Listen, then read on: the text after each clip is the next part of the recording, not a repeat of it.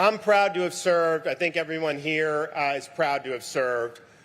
I think some people here, because some of you have come up to me and people in Florida that are veterans come up to me, they're concerned about the direction of our military right now.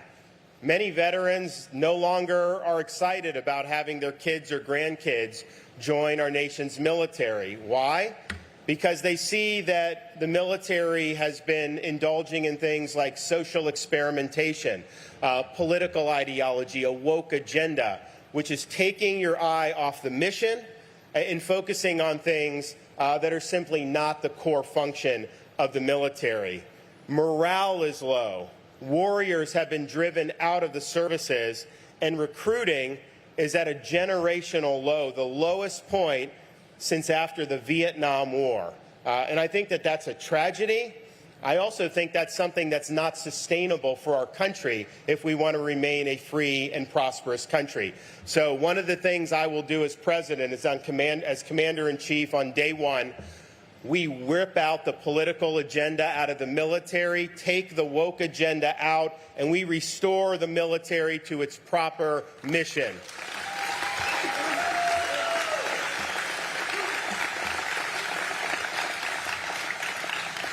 And we have no choice, because this country does face threats. And if you look around the world, we don't face a more formidable threat than the Chinese Communist Party. And what China has been able to do over these last many decades, unfortunately, with help from a lot of elites in America who told us that if we simply give China privileges of World Trade Organization and put them in most favored nation status, that China would end up getting richer and that they would become peaceful and more democratic and be part of the community of nations. Well, they sure got richer. They got richer at our expense. We sacrificed a lot of industrial capacity, but they didn't get more peaceful. They didn't get more democratic. They've built up their military. They have ambitions to be able to exercise power beyond their borders, more so than any time probably in our lifetime. And they currently have a leader, President Xi, who's the most ideological communist leader since Mao Zedong. China represents a threat to this country. It is not some friendly competition like Janet Yellen and Biden would like you to think. And so we've got to make sure that we're preparing ourselves to deter threats from China. I can tell you this, if we are weak as a country, we are going to end up getting into a conflict with China, and we may not come on the other side of that in very good shape. So I think it's important that we build up strong military deterrent. We need to have hard power in places like the Pacific and with our allies like Japan and Korea so that we will deter China. The only thing they recognize is strength. And so you have to be strong if you want to be able to keep the peace. But I also believe that to be strong abroad, you got to be strong at home. And we are ignoring major problems here in our own country. How is it that the greatest country in the history of the world has ceded control of its own southern border to Mexican drug cartels? That is wrong, and we need to do something about it. So as day one as president, we will declare the southern border to be a national emergency. We'll mobilize all available resources to go down to the border, stop the invasion that's occurring. Yes, we will actually build a border wall, but we will hold the Mexican drug cartels accountable. We're not going to let them break into this country without any pushback. We are going to take them to task. And if that means using deadly force, we will do that to keep the American people safe. We also need to strengthen our economy here at home. Look, Florida, we just put out, they did a thing on CNBC, and Florida was ranked the #1 economy of all 50 states, very high growth. We've had a lot of wealth come in. Pretty much anyone that wants a job can get a job, #1 for new business formations and all that. And look, we're proud of that. We had certain policies. Other states had other policies. I can tell you, I grew up in Florida. I never saw a California license plate in Florida my entire life until I became governor. Then all of a sudden you start seeing California license plates. And just given that Florida at that time was viewed as a very closely divided state politically, that, 10,000, 30,000 votes either way could make a difference. A lot of my supporters were very concerned about those California license plates and how those people would vote. And if you think about it, and I go back to even the military, going back to Coronado, beautiful state, such nice natural features, great weather, all these different things, and they had never lost population in the entire history of their state until the last few years. So people are coming there from Florida. Why? Because you have places like San Francisco where they will defecate on the sidewalk. They will use drugs out in the open. You will have crimes being committed with nobody being held accountable. Of course you can't sustain a quality of life like that. So a lot of those states had failed, and that's caused Florida to be able to say, look, we've done things right. We've got no income tax. You all should try that sometime. It works very well. Trust me. I know you guys are fiscally conservative, and I know Kim Reynolds wants to get there, but it's good.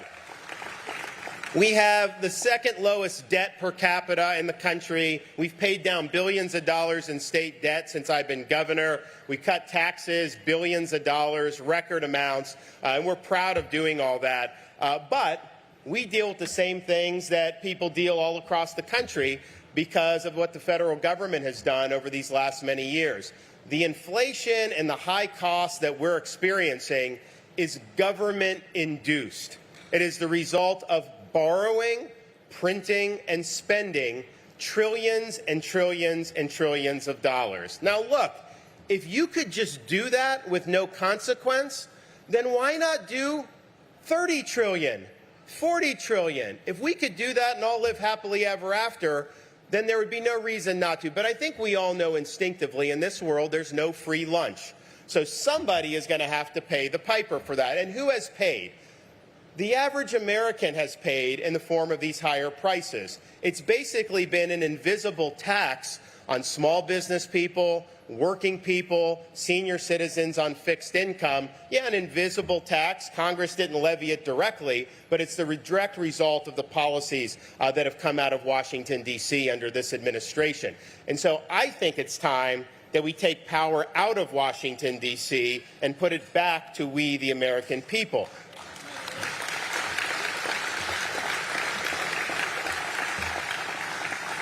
We have a situation in this country where the 7 of the 10 wealthiest counties in the United States of America are suburbs of Washington, D.C. How does that happen? What are they producing that's no, it's because of these policies. The borrowing and the spending and the printing benefits the people that are connected to the political class. So they benefit and you pay, and that has got to stop. So we are going to take all the red tape, all the bureaucracy that Biden has put in and others, and we are going to rip it out on day one. We are going to free up this economy, particularly our small businesses, to do their thing. We are going to expand our ability to produce our own energy here in the United States. I don't want to rely on anybody else for energy, and we will be fully energy independent.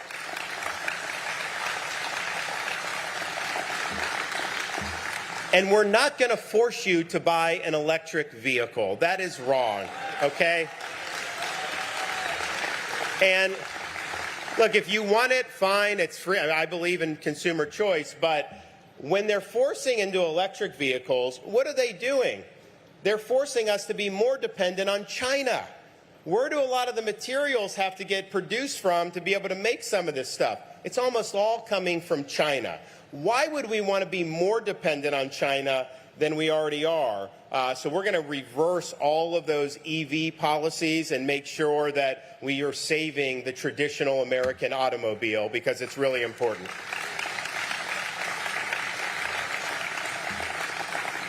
We are going to reclaim industry from the communist Chinese.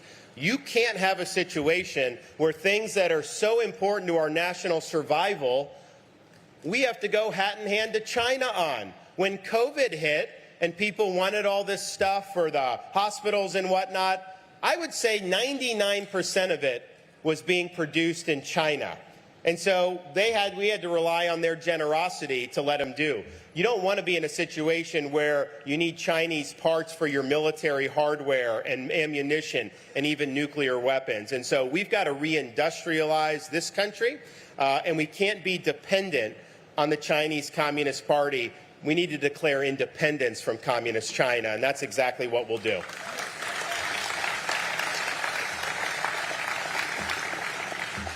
We also need to make sure that this country is rooted in truth. I believe the truth will set you free, and yet we are constantly being bombarded with nonsense in the media, on the political left. We're being bombarded with a woke ideology and agenda that is asking us to believe things that are not true. Don't tell me that a man can get pregnant and expect me to believe that. I will not believe that, okay? And there's value in being rooted in the truth. But I also think we see what happens when a woke agenda co-opts different institutions. That's one of the reasons the military is struggling to recruit. If you look when woke overtakes sectors of the economy, like things like ESG, the average person's going to become poorer as a result of that happening. When woke overtakes education, the average person, the average student gets indoctrinated, and they end up dumber as a result of that. When woke overtakes criminal justice, like it did in San Francisco and Chicago, you end up having crime skyrocket, and the average people end up less safe as a result. In Florida, we made our state the place where woke goes to die. We beat the woke in the schools, we beat the woke in the corporations, and we beat the woke in the halls of the legislature. And as president, it will be my mission to make woke ideology end up in the dustbin of history where it belongs. We will be free. So I think we've got a lot of work to do over these next 18 months. At the end of the day, freedom is not free. We see that with the people that put on the uniform and serve. We see it with the people that work hard in their communities to be able to advance the principles of freedom. I used to think, growing up, that freedom was our birthright as Americans. I didn't think there'd be any way that anyone would be able to touch American freedom. Reagan used to say freedom's one generation away from extinction. It's not passed along in the bloodstream, that you got to cultivate it, you got to protect it. I used to think it was an exaggeration, but having lived through the last 4 or 5 years and seen some of the things we've seen where blue states were forcibly shuttering churches while allowing weed dispensaries, liquor stores, and strip clubs to operate, while we saw other incursions into people's liberty such that the President of the United States ordered that you either take a COVID-19 jab or you do not get to put food on your table. Well, I can tell you, I have an appreciation for just how fragile freedom is. So we have a responsibility to be the custodians of freedom for this generation. When our founders created the Constitution, they went to Philadelphia in 1787, having studied the history of every republic and the history of mankind, because they wanted to draw lessons to say, how could they apply those lessons to those republics to the emerging American republic? And they found out that there was really only one thing that united all of those republics. They had one thing in common, and it was this. Every one of them had failed. And so they understood it fell to the United States to determine, can people really govern themselves? Can you have a society based on the idea our rights come from God, not from the government?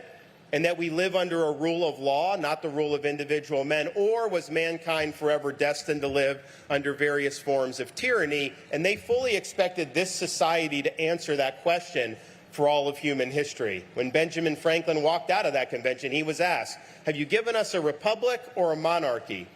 He said, a republic if you can keep it. He understood that this was not something that was foreordained. You had to fight for it, and you had to cultivate it. And that's especially true when I think about the people that have served before us. I'm motivated to help save this country because I care about my family, my kids, maybe someday we'll have grandkids, all of this stuff. And I know many of you feel the same. But I also feel that I owe a debt to the generations of Americans that have come before us and that have sacrificed for this country. When I used to go into Washington, D.C., we'd fly into Reagan Airport, and there was one particular route you would take that would bring you flush parallel to the National Mall. so that if you looked out the left side of the plane, you saw these up-close, beautiful views of the Lincoln Memorial, the reflecting pool, the Washington Monument, all the other monuments, and then perched on the hill, the beautiful U.S. Capitol building. And you felt a sense of pride as an American, because those are all symbolic of the great principles that our country was founded on. And so I used to love seeing that. The tourists would like seeing it. But I realized after doing that trip a few times that as neat as that was, the best monuments to this country were not out the left side of the plane. Because if you looked out the right side of the plane, you looked over the Potomac River, you saw small, nondescript monuments arranged in a very orderly fashion over the rolling hills of a place called Arlington National Cemetery. And it occurred to me, and I believe today, that you can have the best Constitution in the world, you can have the best Declaration of Independence in the world, but these things do not run on autopilot if you don't have people throughout the years who are willing to stand up, put on that uniform, risk their lives, and indeed, in some instances, give the last full measure of devotion for service to this country. Then none of that's going to amount to very much. And so we owe it to them, the people that have fought for us, to not squander this great inheritance of freedom that they have fought to give us. And I'll tell you this, we are not going to let you down. I know there's always talk about, Republicans, they do well in Iowa, they do well in Florida, haven't done very well across the country in many recent years. We're not getting a mulligan on 2024.